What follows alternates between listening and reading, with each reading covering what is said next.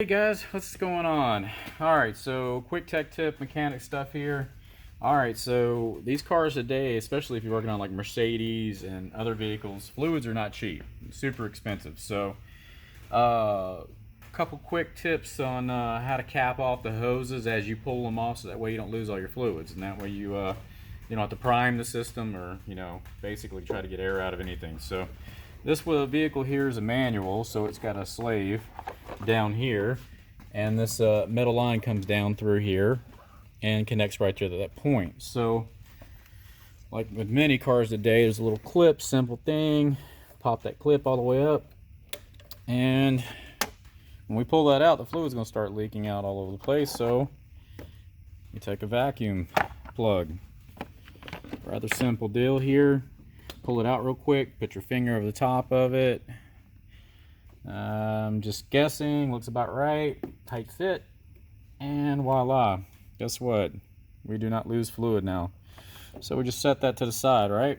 Well, that's a simple one. You can use that stuff to basically cap off all sorts of different things, maybe directly on the part itself.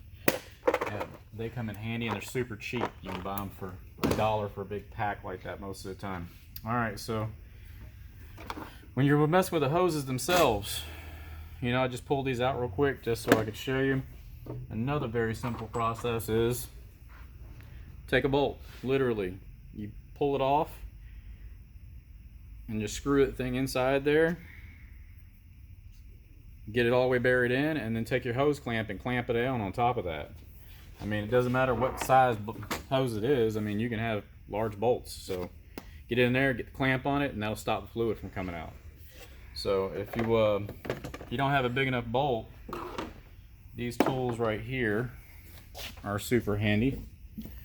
They come in pairs most of the time, and all you literally do is get that out, open that up, clamp it down, and then you just lock these up there, and that most of the time will actually lock the fluid in place, so, and prevent it from leaking out. Now in bigger hoses, sometimes it's always better to, if you can, double it over and then use this guy to kind of go over it and clamp it, just like you would do with a hose. So that's a couple ways of basically just preventing loss of fluids.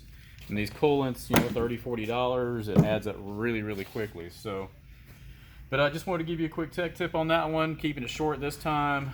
I'm Jeremy, this is Chaos Garage. I appreciate you guys, so don't forget to subscribe, like, and comment. We'll see you guys later.